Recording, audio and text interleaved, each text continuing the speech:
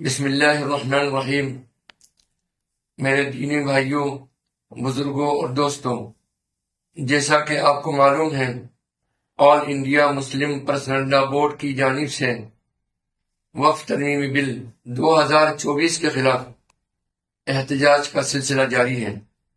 اس سلسلے میں اس رمضان مبارک کے مہینے میں جمعۃ الوداع کے موقع پر بھی آپ کو اپنا احتجاج درج کروانا ہے۔